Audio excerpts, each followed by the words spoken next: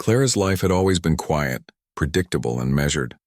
Growing up in the small frontier town of Haven Ridge, she had spent her days helping her mother with chores, tending the modest garden behind their wooden cabin, and attending the local schoolhouse.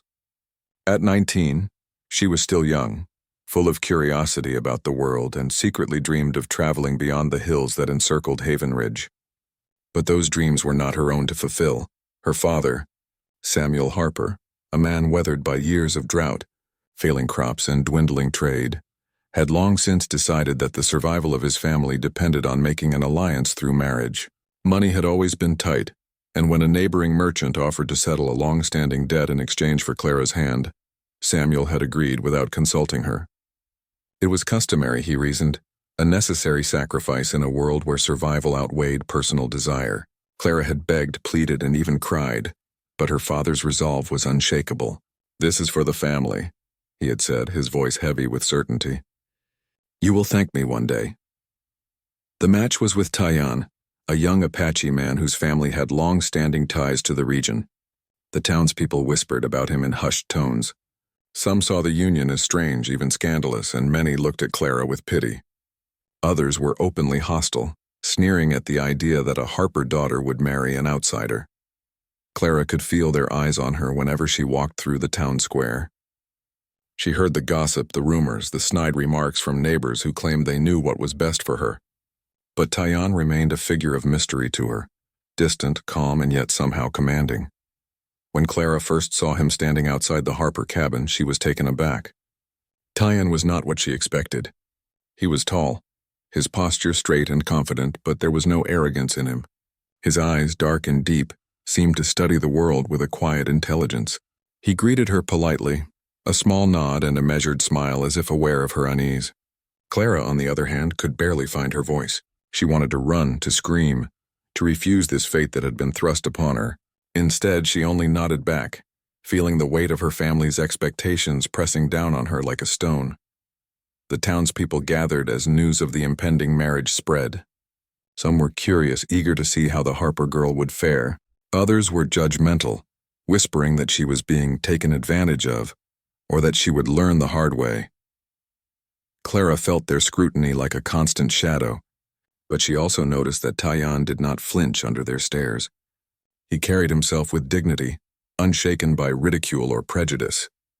This, strangely, irritated Clara at first, for she could not understand why he seemed so calm when everything about this union terrified her. Her mother, Martha Harper, tried to comfort her. "He is kind, Clara, you will see. Sometimes people are not what they seem." But Clara's heart was stubborn, clinging to anger and fear. The thought of sharing her life with someone she barely knew, someone so different from the world she had always known, filled her with dread. That night, as she lay on her small bed in the corner of the cabin, Clara stared at the ceiling and imagined all the things she would never do. Walk alone through the fields at dusk, visit the neighboring town without permission, or simply decide her own path. Instead, she felt trapped, a caged bird facing a fate she had not chosen. Yet, despite her fear, there was a spark of curiosity. Who was Tayan, really? What kind of life had he led? And why did he seem so unshakable in the face of a town that looked down on him? These questions, though she would not admit it even to herself, stirred a cautious intrigue within her. Clara could not know it yet, but this intrigue was the first small step toward a bond that would change not only her life, but the way the entire town saw them both. The night passed slowly, each tick of the clock echoing in Clara's mind like a drum of impending destiny. At 19, she had been forced to marry an Apache, an act that silenced reason and ignited fear, but neither she nor anyone else could foresee the way this marriage would unfold, or the quiet strength and dignity of Tayan that would soon silence the whispers of the entire town. The morning after the arrangement was finalized, Clara awoke to a world that suddenly felt colder, sharper, and more uncertain. The Harper cabin, usually a place of comfort and familiarity, now seemed smaller, constrained as if the walls themselves pressed in with the weight of expectation. Across the room, Tayan moved with deliberate calm, unpacking his few belongings with care. Clara watched him from the corner of her eye, noting the quiet dignity in his movements. There was none of the harshness or arrogance she had feared. Instead, there was a serenity that both unsettled and intrigued her. Their first real conversation was brief, awkward, and fraught with hesitation. Clara, unsure how to speak to the man she was now to call husband, kept her voice soft and distant. Will you be comfortable here?" she asked, almost more to fill the silence than out of genuine concern. Tayan turned slowly, meeting her gaze. His dark eyes held a depth she couldn't yet comprehend, steady, calm, and unwavering. "I will," he said simply. His voice was low, measured, and unexpectedly gentle. "This is your home as much as mine. I will respect it. And you." Clara blinked, startled. Respect. Such a simple word, yet it carried a weight she had not anticipated. She had expected command, authority, perhaps even cold indifference. But here was a man who recognized her feelings, acknowledged her space, and made no demands beyond civility. It was disarming, frustrating even, because it forced her to reassess every prejudice she had quietly nurtured about him. The day stretched long, filled with small, seemingly mundane interactions that gradually revealed Tayan's character. He helped her mother with the morning chores without being asked, treated her father with courtesy, and even offered to tend the garden that Clara had been maintaining alone. There was no showiness, no need to impress, just competence, calm, and attention. Clara found herself watching him, at first skeptically, then with a growing curiosity. The townspeople, however, remained as skeptical as ever. Through the thin walls of the cabin, Clara could hear murmurs, whispers, and not-so-hidden sneers. "I don't know why the Harper girl had to marry him," one neighbor muttered. "She deserved better than some stranger from the hills." Another scoffed. "Let's see how long that patience lasts." The constant judgment weighed heavily on her, and Clara struggled with conflicting emotions, shame, anger, and a reluctant admiration. When they sat down for their first shared meal, the awkwardness deepened. Clara placed her hands neatly in her lap, unsure of what was expected of her. Tayan, patient and silent at first, finally spoke, breaking the tension in the simplest way imaginable. "Eat. Food is good for the body. And courage," he said, offering her a small, polite smile. It was a strange statement, almost enigmatic, yet it carried an underlying warmth. Clara hesitated, then laughed softly, a sound she hadn't realized had been trapped in her chest. As the day wore on, Clara began to notice the subtle details of Tayan's nature. How he paused to watch a bird outside the window, how he spoke gently to the animals, how he moved with a rhythm that seemed to harmonize with the world rather than oppose it. He had patience, yes, but also a quiet strength that did not demand obedience. It inspired trust. For the first time since the marriage was arranged, Clara felt a flicker of hope, though she did not yet understand what it meant. By evening, the Harper cabin was filled with the soft glow of lamplight. Clara, sitting by the fire, watched Tayan quietly mend a small tear in his shirt. She realized she was no longer only thinking about what she had lost, her freedom, her dreams of escape, but also about what she might gain. Respect, partnership, and perhaps eventually, understanding. Yet beneath this slow thaw of perception, fear still lingered. The town's whispers would not die overnight, and Clara could not yet foresee the trials and prejudices they would face together. But the first impression had been made, and it had sown the seeds of curiosity, respect, and an uneasy, cautious hope. Tayan, in his silent, steady way, had begun to show her that marriage, even when forced, could hold the possibility of something deeper than obligation. As night settled over Haven Ridge, Clara felt a strange mixture of fear and intrigue. The man she had been forced to marry was not the monster she had imagined. In fact, he might be something far more formidable, a man whose strength was measured not in power or pride, but in patience, dignity, and the quiet ability to command respect simply by being himself.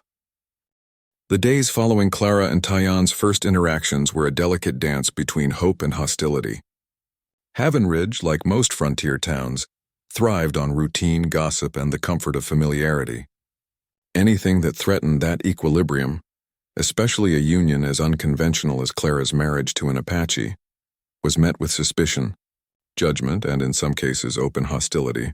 From the moment Tayan began performing daily chores alongside the Harper family, the town's murmurs grew louder. Farmers passing the cabin shook their heads in disbelief. "I don't see how Samuel Harper could let this happen," one remarked to another, spitting into the dirt. His daughter deserves better than an outsider. Children whispered to one another about the strange man who had entered their lives, and even some of Clara's peers treated her differently at school, their eyes filled with pity or thinly veiled disdain. The more Clara observed, the heavier the weight of judgment pressed upon her. She had hoped that Tyan's calm demeanor would somehow deflect the townspeople's criticism, but she quickly realized that their hostility was not directed solely at him. It was aimed at her as well. It was as if by marrying outside, she had somehow betrayed her community, defied social norms, and invited ridicule upon her family. At the market, whispers followed her as she walked past. "She'll learn the hard way," said a merchant, shaking his head. "That man isn't like us. He can't be trusted." Others simply stared, their expressions a mix of fear and curiosity. Clara could feel their eyes tracing her every movement, measuring her reaction, waiting for a sign of weakness. Tyan, however, remained unshaken. He greeted each insult with quiet dignity, never retaliating, never raising his voice. Even when a group of men openly mocked his attire and his accent, he bowed slightly, smiled faintly, and continued on his way. Clara found this both maddening and strangely comforting. Mad because it seemed to invite more scrutiny, and comforting because she realized that beneath the calm surface was a man of principle who would not allow the town's prejudice to dictate his actions. Clara's mother, Martha, watched the tension with growing concern. She had feared the gossip would harm her daughter's spirit, but she also recognized that Tyan's presence was teaching Clara a subtle, yet powerful lesson in resilience. "See how he carries himself?" Martha said one evening, as she and Clara prepared the evening meal. "Not all strength is loud. Some of it is quiet and unyielding. Watch and learn." Clara nodded but said nothing, still grappling with her anger and fear. The town's opposition reached a peak when Clara and Tyan attempted to attend Sunday services at the small wooden chapel. The congregation, steeped in tradition and suspicion, murmured and shifted uncomfortably in their pews. The minister, though polite, barely hid his unease. Some families left quietly mid-service, casting pointed glances over their shoulders. Clara could feel her face flush, her pulse quicken, and her fingers tighten around the hem of her dress. It seemed the town was determined to make her feel the weight of their disapproval at every turn. Yet, in the midst of the town's scrutiny, Clara began to notice small, almost imperceptible gestures of kindness from Tyan. When the children laughed cruelly, he did not scold them harshly but knelt to speak gently, explaining the importance of respect. When a neighbor sneered, he replied with quiet civility rather than anger. And when Clara herself felt humiliated, he offered a steady hand on her shoulder, a silent reassurance that she was not alone.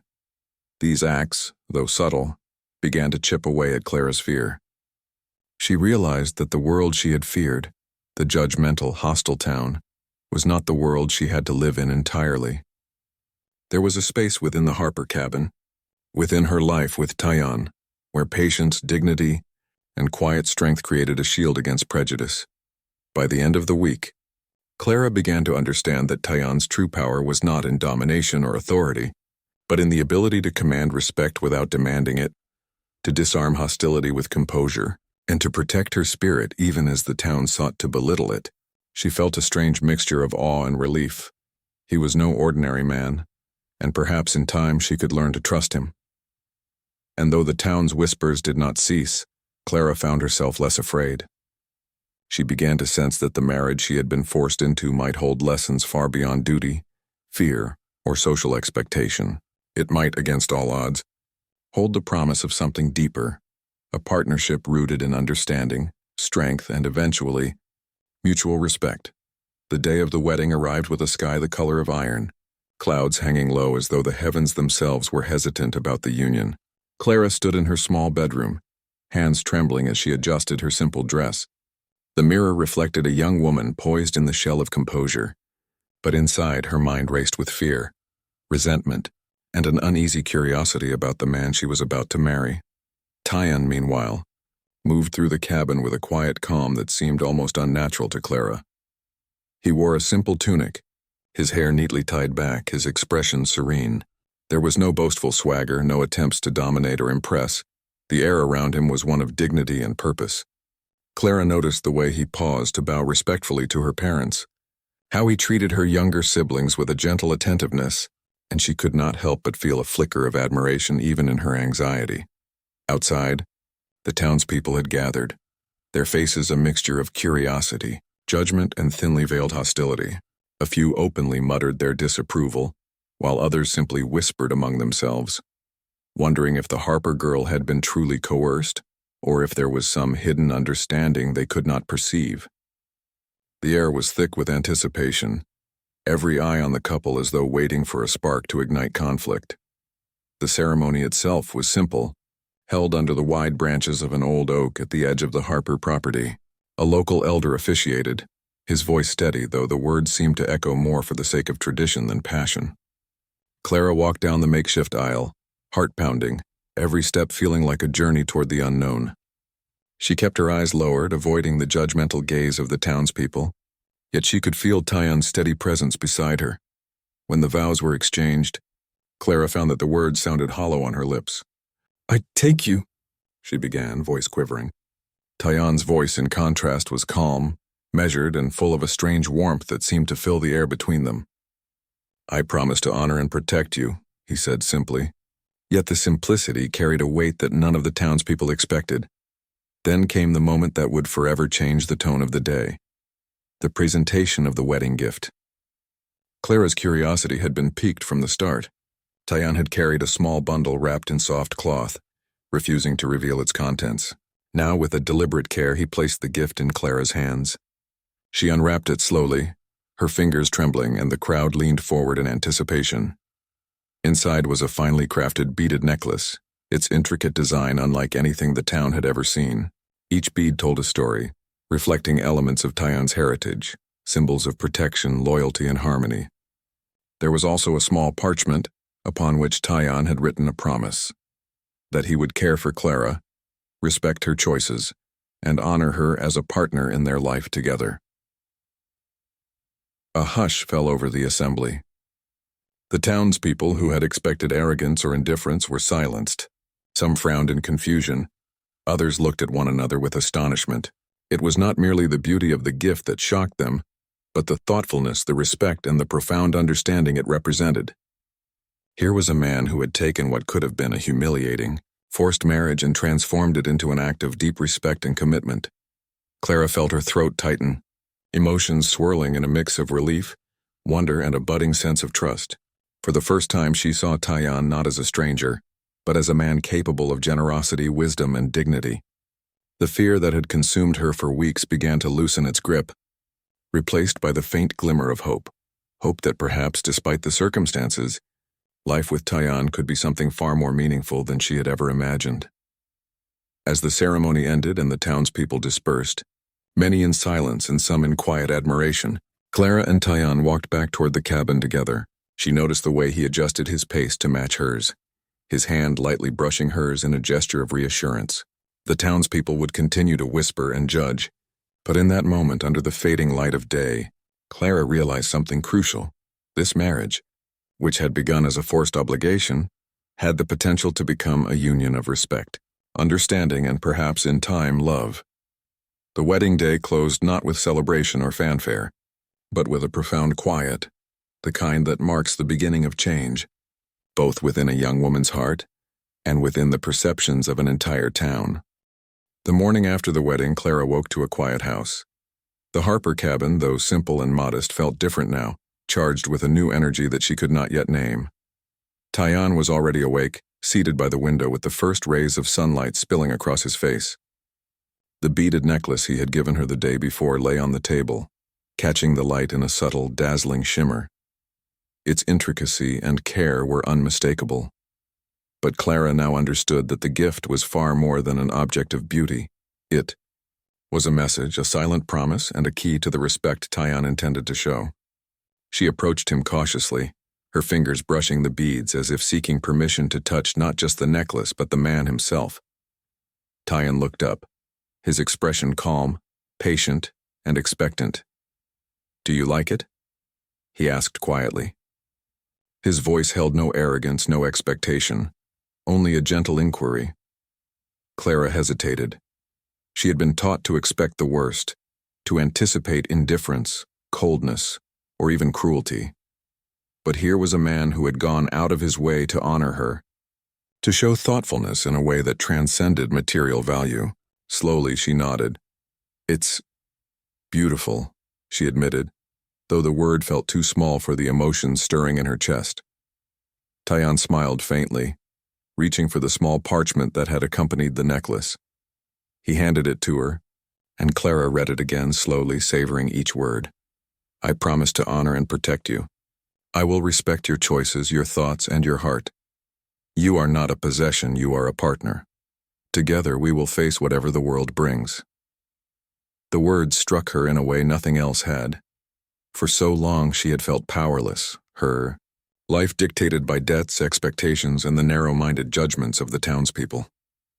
Yet this gift, so simple and thoughtful, gave her a sense of agency she had never felt before. It was not wealth or status he offered, but something far more precious: recognition of her humanity and respect for her individuality. Word of the gift spread quickly through Haven Ridge. The townspeople, who had gathered the previous day with skepticism and curiosity, found themselves whispering in astonishment. "Did you see what he gave her?" one woman murmured to another at the market. "It's respectful, thoughtful. I never expected that from him." Even those who had been openly hostile found themselves pausing, unsure how to respond to this quiet display of honor and dignity. Clara, meanwhile, found herself thinking of Tyan in ways she had not before. The fear that had dominated her heart began to recede, replaced by cautious curiosity and a growing admiration. She began to notice the small things he did, the way he cleaned the cabin without being asked, the patience he showed with her younger siblings, the quiet, steady manner in which he moved through the world. Every gesture, every word reinforced the message of his gift. He was a man of integrity, someone who valued her as an equal, not an obligation. By evening, Clara found herself beside the fireplace, the necklace around her neck, a soft glow reflecting in her eyes. She looked at Tyan and realized that the gift had done more than silence the town. It had begun to bridge the gap between fear and understanding, between obligation and genuine connection. The man she had been forced to marry was slowly becoming someone she could respect, someone whose character could be admired and perhaps even trusted. The townspeople, too, could not help but notice the subtle shift. Where there had been whispers of pity and judgment, there was now a quiet acknowledgement of Tyan's honor. Even those who remained skeptical felt the weight of his actions. They could not deny the thoughtfulness, the care, and the dignity he had displayed. Slowly, the narrative of the forced marriage began to change. What had seemed like a tale of coercion and fear now had the beginnings of hope and respect threaded through it. Clara herself realized that the journey ahead would not be easy. In the world outside the Harper cabin was still filled with prejudice, gossip, and judgment. But inside, with Tyan by her side, she felt a sense of safety she had never known. The gift was more than beads and words. It was a declaration of partnership, of shared purpose, and of the possibility that even the most unlikely unions could become sources of strength and harmony. As the night settled over Haven Ridge, Clara rested her head against Tyan's shoulder for the first time, feeling the quiet power of his presence. The gift had done what no words or ceremonies could. It had opened a door, not just between two people, but between two worlds, and in doing so, it had begun to change everything. Life in the Harper cabin settled into a rhythm, though it was a rhythm Clara had never anticipated. The days were long and often quiet, filled with chores, small meals, and the subtle, almost imperceptible dance of learning to coexist with someone she barely knew. At first, Clara approached each day with wariness, unsure how to navigate a relationship that had been forced by circumstance rather than choice. Tyan, however, moved through this new domesticity with patience and respect. He did not impose his habits on her, nor did he demand obedience. Instead, he observed and adapted, learning her routines, her preferences, and the quiet boundaries she had set. When Clara cooked, he offered help only when she allowed it. When she tended the garden, he worked alongside her without dominating or instructing. Every gesture, no matter how small, reinforced the respect he had shown with his wedding gift. Slowly, Clara began to notice details about him that she had overlooked before. The way his fingers moved deftly while mending clothes or sharpening tools, the careful attention he gave to even the smallest chores, and the calm confidence with which he handled problems that had always unsettled her. She began to understand that his strength was not loud or aggressive, but steady and deliberate. Tyon had a quiet command over the world around him, and it was in this steadiness that Clara found herself cautiously admiring him. Their conversations, initially limited to polite exchanges and necessary instructions, began to deepen. One evening, as the sun dipped below the hills, Tyon asked her about her childhood, about the dreams she had long buried. "Did you always want to stay here?" he inquired softly, his voice careful not to intrude. Clara hesitated, then shook her head. "No, I wanted to see the world. There's so much beyond Havenridge, and I feared I'd never get to experience it." Tyon listened without interruption, his eyes focused, patient. "The world is vast," he said finally, "but understanding begins with where we are. You have courage you do not yet recognize. I see it in you." His words were simple, but they carried weight, sparking a flicker of confidence within Clara she had not felt in months. As the days passed, Tyon shared aspects of his life and culture with her, teaching her small rituals, explaining customs, and showing her ways of living harmoniously with the land. Clara found herself fascinated, realizing that there was knowledge in his traditions she had never encountered in Havenridge. He did not force these lessons upon her. He offered them, leaving the choice to engage entirely in her hands. The sense of autonomy he granted her, freedom within the confines of marriage, was both startling and comforting. At the same time, Clara began to share pieces of herself. She taught Tyon how she tended the garden, showed him how to preserve food for the long winter months, and explained the routines her mother had instilled in her. In these moments, their relationship felt less like an arrangement and more like a partnership. Each act of sharing, each lesson exchanged built trust, even if Clara was not yet ready to admit it fully to herself. The Harper children, initially wary of Tyon, began to warm to him as well. They watched the way he treated their sister with respect, the care he took with simple tasks, and the patience he exhibited when teaching them small skills. Clara noticed how their perception of him slowly shifted, just as hers had begun to do. Tyon's presence was a quiet force, transforming not only her own heart, but also the household that had once been steeped in uncertainty and fear. Despite the growing trust, Clara's fear had not vanished entirely. There were moments, brief, fleeting, when old doubts and insecurities resurfaced. She wondered if her feelings for Tyon could ever surpass the resentment she had carried since the marriage was arranged. But each day spent learning about him, observing his character and sharing life's small moments chipped away at her resistance, leaving room for something new to take root. Respect, understanding, and perhaps the earliest stirrings of affection. By the time the first frost dusted the hills around Havenridge, Clara realized that Tyon had begun to change her world, not through grand gestures or declarations, but through patience, care, and the consistent respect he showed her every single day. The marriage that had begun as a forced obligation was slowly becoming a shared life built on learning, trust, and the quiet promise of connection. The first frost had barely melted when trouble came to Havenridge. What began as an ordinary morning, cold air brushing against the hills, birds calling to each other from bare branches, quickly escalated into chaos. A fire had broken out on the outskirts of the town, likely started by a stray spark from a blacksmith's forge. The dry grasses, brittle from the lingering chill, caught flame almost immediately, and the townspeople were thrown into a panic. Clara watched from the Harper cabin as neighbors ran with buckets of water, shouting instructions, their faces etched with fear. The fire threatened to spread to the small farmhouses clustered near the edge of town. Clara's heart raced. She had never seen danger so close, so immediate. The panic was infectious, and for the first time since her marriage she felt powerless, unsure of what she could do to help. Tyon, however, moved with an instinctive calm that surprised everyone, including Clara. He assessed the situation quickly, noting the wind's direction, the dry patches most likely to ignite next. and the safest ways to contain the blaze. He barked clear, concise instructions to the Harper family and a few of the nearest neighbors. Form a line. Pass water from the well. Stay low to avoid smoke. His voice carried authority, yet there was no harshness, only precision and confidence. Clara felt a surge of both awe and fear. She had worried about living with him, doubted his ability to handle the scrutiny of the townspeople, and feared he would be just another man to control or judge her life.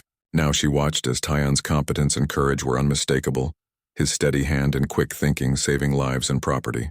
She could feel her heart swelling with admiration, and, truth be told, relief that the man she had been forced to marry was capable of protecting them all.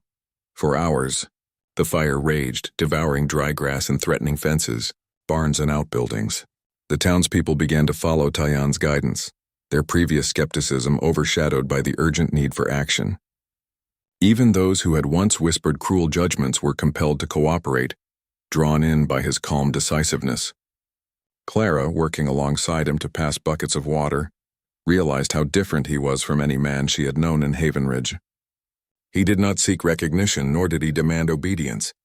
He simply led through knowledge, patience, and courage. At one point, a gust of wind sent a burning ember flying dangerously close to the Harper cabin. Clara froze, panic gripping her chest, but Tyan reacted instantly. With a swift motion, he shielded her with his own body and extinguished the ember with a wet cloth. The townspeople who witnessed the act fell silent, astonished not just by his bravery but by the care he showed for Clara. When the fire was finally under control, the town stood in a collective hush, taking stock of the damage and the lives spared. Tyan, his tunic singed and hands blackened with soot, returned to Clara and offered a small, reassuring smile. "It's done," he said quietly. "We did what we could." His calmness contrasted sharply with the adrenaline still racing through Clara's veins. In that moment, something shifted between Clara and Tyan. Fear had given way to trust. Awe had softened into admiration. She realized, perhaps for the first time, that their marriage, forced as it had been, was no longer defined solely by obligation or circumstance. Tyan had proven himself not just as a protector, but as a partner who could be relied upon in moments of real crisis. The townspeople, too, were changed. Whispers of doubt and judgment gave way to quiet respect. They could no longer dismiss him as an outsider or underestimate his character. In saving lives and property, Tyan had not only proven his worth but had begun to reshape the town's perception of their unconventional union.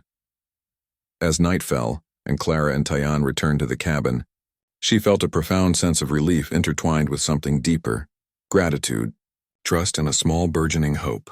The first challenge had tested their bond and revealed strength she had never imagined.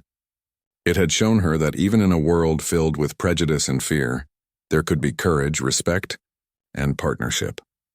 Clara knew that challenges would continue to come, but for the first time she felt ready to face them, not alone, but alongside the man she had been forced to marry, who was slowly becoming someone she could admire, respect, and perhaps even love.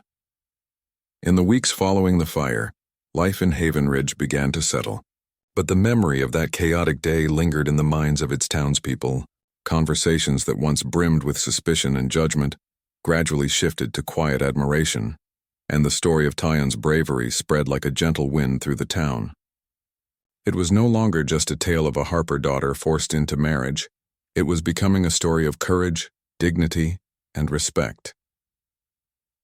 Clara noticed the subtle changes first in the way her neighbors treated her. Where there had once been sidelong glances and hushed whispers, there were now polite nods, tentative greetings, and small gestures of goodwill. Even those who had openly mocked her now paused to acknowledge her presence, their expressions softened by the undeniable evidence of Tyan's character. Tyan himself did not seek recognition or praise. He continued to live with the same quiet dignity, assisting where needed, offering help without expectation, and showing respect to every member of the community, regardless of their past judgments. He mended fences for neighbors, helped repair barns damaged in the fire, and taught some of the younger townspeople skills that had been foreign to them: techniques for preserving crops, safe ways to manage livestock, and methods for coexisting with the land rather than fighting it. Clara observed all of this with a growing sense of awe. The man she had feared, resented, and barely understood was now demonstrating qualities that transcended her initial prejudice and fear. She realized that Tyan's influence was more than just practical, it was transformative. By his example, he was reshaping the very fabric of Haven Ridge, proving that respect, patience, and integrity could bridge divides and dissolve prejudice. The townspeople slowly began to approach them more openly. Mrs. Dalton, a woman who had been particularly vocal in her disapproval of the marriage, came to the Harper cabin one afternoon, bearing a basket of fresh bread. I wanted to apologize, she said, her voice tentative. I judged you unfairly, Tyan. He has shown us all a different way. Clara's eyes widened in surprise, but she felt a warmth spread through her chest as she accepted the gesture. Even the Harper children, who had been uncertain and wary of Tyan at first, now looked to him with admiration and respect. They mimicked his patience, tried to adopt his careful methods in the garden and the barn, and often sought his guidance for small tasks. Clara saw in their eyes the reflection of what she herself had begun to feel: trust, respect, and a quiet recognition of Tyan's wisdom. One evening, as the sun dipped below the hills, Clara and Tyan walked through the town hand in hand. They were met not with whispers of judgment, but with nods of acknowledgement and smiles of approval.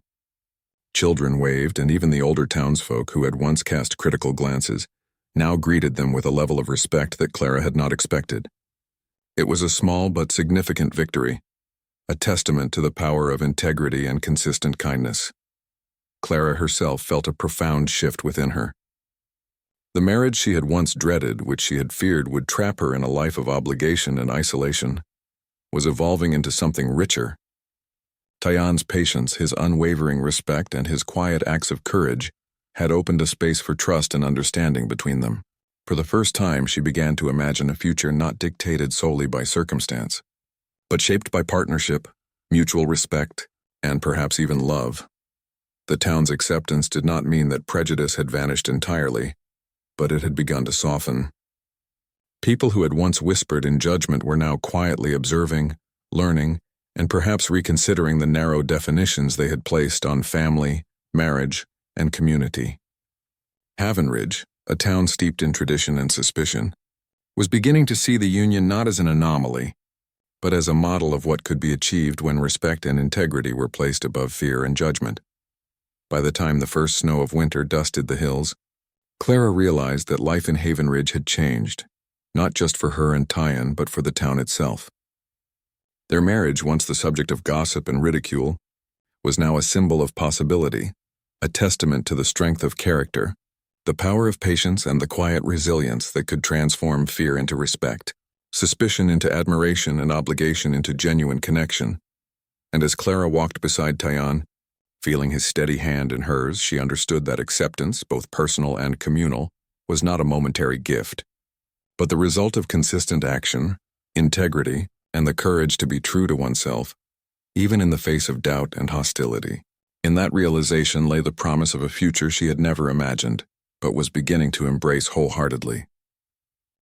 Winter had settled softly over Haven Ridge, covering the hills and fields in a gentle blanket of snow. Inside the Harper cabin, the fire crackled, casting a warm glow over the room. Clara sat near the hearth, her fingers tracing the beads of the necklace Tyan had given her months before. It was a quiet, reflective evening, but the atmosphere between them had shifted in ways that neither obligation nor circumstance could explain. What had begun as fear and resentment was slowly transforming into something deeper, something Clara was only just beginning to recognize as love. The process had been gradual. In the beginning, Tyan's patience had been the bridge between them, his quiet respect allowing Clara the space to adjust, to observe, and to cautiously trust. She had noticed him in small, everyday ways, the care with which he tended the animals, the precision in his work around the cabin, the thoughtfulness behind even the simplest gestures. Every action spoke of character, integrity, and reliability.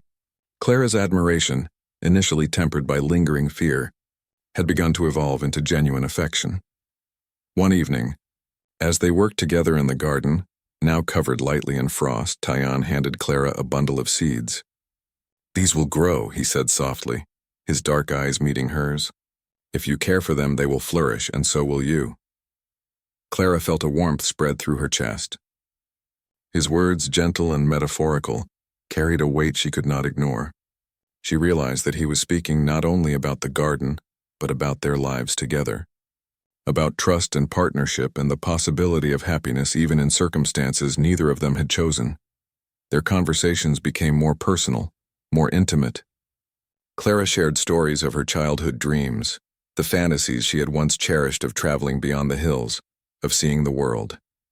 Tayan listened without interruption, occasionally asking questions that reflected not judgment but curiosity. In turn, he shared aspects of his heritage, his family, and his experiences growing up. Through these exchanges, Clara discovered a depth to him that she had not anticipated, a combination of wisdom, humor, and empathy that made her laugh and sometimes brought tears to her eyes. The first time Clara truly recognized the stirrings of love was during a quiet snowfall. They had gone out to check on the livestock, and the world around them was muffled in white. Tayan had taken her hand, not forcefully, but with a gentle assurance that left her breathless. The warmth of his hand contrasted sharply with the cold air, and in that simple touch Clara felt the safety, the strength, and the affection that had been quietly building over the months. Her heart, which had once been heavy with fear, now beat with a cautious, exhilarating hope. Moments like these began to accumulate, small gestures of care and connection that slowly wove a tapestry of love between them. Tayan would leave her a fresh flower from the garden, or share a quiet meal by candlelight, or simply listen as she spoke without ever interrupting. Clara, in turn, found herself seeking his company, craving his opinions and appreciating the subtle ways he made her feel seen and valued. Their love was not dramatic or hurried. It was steady, patient, and profound, growing organically through shared experiences, mutual respect and understanding. Even the town noticed the change. Where there had once been whispers of pity or skepticism, there were now signs of admiration. Townspeople remarked on how Clara moved with a newfound confidence, how her eyes reflected a sense of peace, and how Tayan's quiet devotion seemed to radiate into every corner of the Harper household. Their relationship, once a subject of judgment, had become an example of the transformative power of respect, partnership, and emotional honesty. By the time the snow began to melt and spring hinted at its return, Clara fully recognized the truth she had once been too afraid to admit. She loved Tayan. Not because she had no choice, not because she had been forced, but because she had come to understand him, trust him, and see the depth of his character. And as Tayan, in his quiet, patient way, returned her affection, she realized that their union, born of circumstance, had blossomed into something genuine, enduring, and deeply meaningful. For Clara, love was no longer a distant dream or a fantasy of the world beyond Haven Ridge. It was here in the small cabin, in the quiet gestures, in the steady presence of the man who had once been a stranger but was now her partner, her confidant, and her heart. And in that realization she found a sense of joy, security, and hope that she had never imagined possible. The years that followed the marriage of Clara and Tayan unfolded quietly at first, yet with an undeniable sense of transformation, not only in their own lives but in the lives of everyone in Haven Ridge. What had begun as a forced union, shrouded in fear and skepticism, had grown into a partnership built on respect, trust, and ultimately love. And at the heart of it all remained the wedding gift, the beaded necklace and its accompanying promise, which had become a symbol of the bond between them, a quiet emblem of integrity, understanding, and commitment. Clara often reflected on how far they had come. She remembered the fear that had gripped her at 19, the whispers of the townspeople, and the uncertainty she had felt at the sight of Tayan for the first time. None of that seemed distant merely in memory. It seemed almost like a different life entirely. The man who had once been a stranger, who had silenced the town with his thoughtful gift, was now the center of her world, her partner in daily toil, her protector, and her friend. The town, too, had undergone a subtle but profound change. People who had once been suspicious, even hostile, now approached Clara and Tayan with respect. They shared their own struggles, asked for guidance, or simply exchanged pleasantries without judgment. The story of the gift and of the way Tayan had honored it through his actions had spread far beyond the Harper cabin. Children in Haven Ridge learned the tale of the quiet Apache who married the Harper girl, and how his integrity transformed not only one life, but the heart of a community. Tyan never sought recognition for himself. He continued his quiet life, tending to the land, teaching those who wished to learn and offering guidance with humility and patience. But the impact of his gift and character was undeniable. Farmers adopted the methods he had shown them for cultivating crops and tending livestock. Parents taught their children about respect, kindness, and patience by sharing stories of his deeds. Even skeptics found themselves inspired by the example he had set, proof that honor and thoughtful action could transcend prejudice and fear. For Clara, the legacy of the gift was both personal and profound. She wore the necklace daily, a constant reminder of the respect and understanding that had transformed her life. But it also symbolized something greater, the potential for human connection to overcome fear, bias, and circumstance. Through Tyan's patient guidance and steadfast love, Clara had learned to embrace partnership, to trust in someone completely, and to recognize that love could grow in even the most unexpected situations. Their marriage also left an enduring impact on the next generation. The Harper children grew up watching an example of a partnership rooted in respect and equality. They learned that strength was not measured by dominance or power, but by integrity, patience, and the ability to honor others. When Tyan shared his culture, traditions, and knowledge with them, it was not as an outsider imposing foreign ways, but as a teacher offering wisdom and understanding. The lessons they absorbed would shape their lives, guiding them toward compassion and cooperation rather than judgment.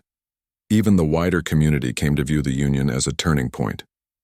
The story of Clara and Tyan became one told at gatherings, a tale to inspire hope and reflection.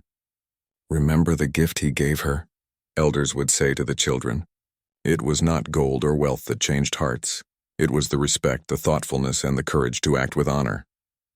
The wedding gift had done more than silence the town in a single moment. It had created a ripple that would echo for generations. In the Harper cabin on quiet evenings by the fire, Clara often reflected on how a single act of thoughtfulness had transformed everything.